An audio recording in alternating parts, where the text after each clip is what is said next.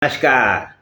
ઓમ વક્રતુંડ મહાકાય સૂર્યકોટિ સમપ્રભુ નિર્વિઘ્નમ કુરુ મે દેવ સર્વકાર્યેષુ સર્વદા.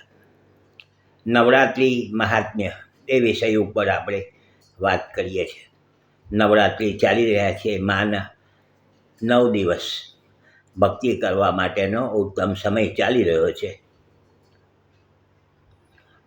ખૂબ સારા માહોલમાં નવરાત્રિનો ઉત્સવ ચાલી રહ્યો છે. નવરાત્રિ પૂરું થઈ જશે અને દશેરો આવી જશે, વિજયાદશમી. નવરાત્રિની સાથે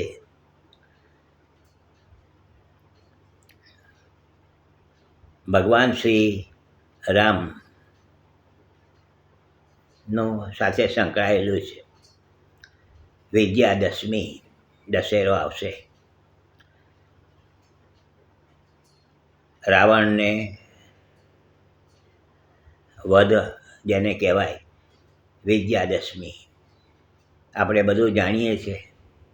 અને આ દશેરાનો તહેવાર આપણે પણ બધા જ સાથે મળીને ઉજવીએ છીએ. વિજયાદશમી, વિજય જેને કહેવાય, ભગવાન શ્રી રામે અશુભ પર શુભ ફળ પ્રાપ્ત કર્યું. અસત્ય પર સત્યનો વિજય થયો. એક ખૂબ મહત્ત્વનું પર્વ છે વિજયાદશમી, દશેરા. 9 દિવસ પૂરા થશે અને દશેરાનો આપણે ત્યાં વિજયાદશમીનો ઉત્સવ ઉજવાશે.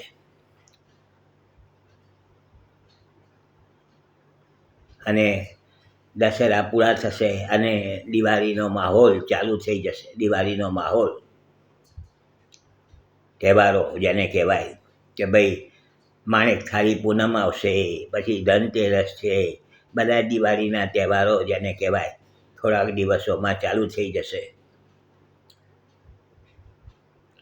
તો મારે એ વિષય પર પણ થોડી વાતો કરવાની છે કે દિવાળી આવશે.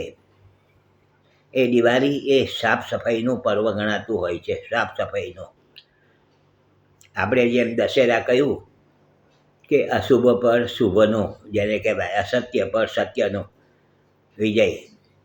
તો આપણા ઘરની અંદર જે કંઈક નેગેટિવ એનર્જી હોય એને દૂર કરવાની આ બધી વાતો કરવાની છે.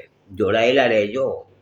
અને સાથે આપણે જેમ કીધું કે શક્તિની ઉપાસના, મોટા ભાગે આપણે જે શક્તિની પીઠ છે આપણી ભારતની અંદર, બહાર પણ હશે કદાચ, પરંતુ એની જે પૂજન અર્ચન થાય છે તે યંત્રનો થાય છે.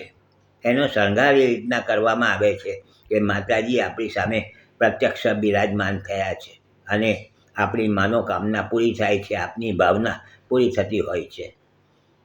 તો યંત્રનું ખૂબ વિશેષ મહત્ત્વ ગણાયેલું છે આપણા શાસ્ત્રમાં. પરાપૂર્વથી યંત્રનું વિશેષ જેને કહેવાય.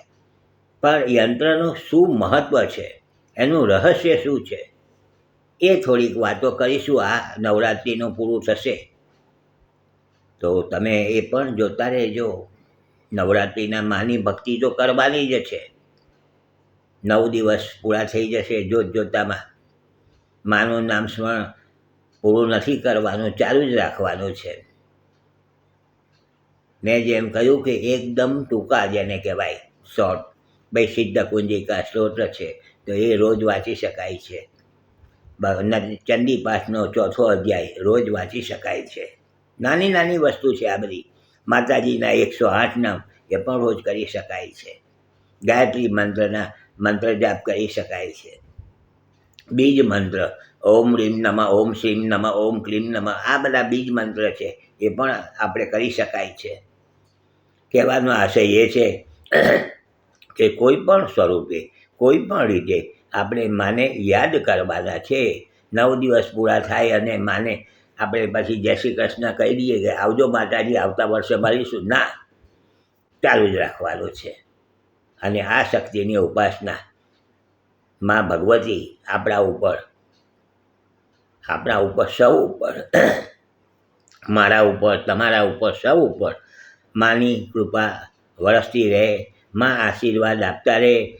સૌ જેને કહેવાય જે મનોકામના છે બધાની જ પૂરી થાય.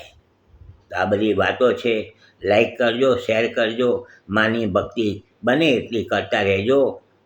પાછા આપણે મળવાનું છે. યંત્ર છે, દિવાળીની બધી વાતો કરવાની છે. જોડાયેલા રહેજો. ન જોતા હોય તો બીજા કોઈને જોવાનું કહેજો. અને યુટ્યુબ ઉપર જૂના એપિસોડ પણ ઘણા જોઈ શકાય છે. નવા જૂના બધા જ એપિસોડ તો આ પણ જોઈ શકાય છે. પાછા મળીશું. હસમુખલાલ ઝવેરીના સૌને નમસ્કાર. જય શ્રી કૃષ્ણ. ઓમ નમઃ શિવાય. જય માતાજી.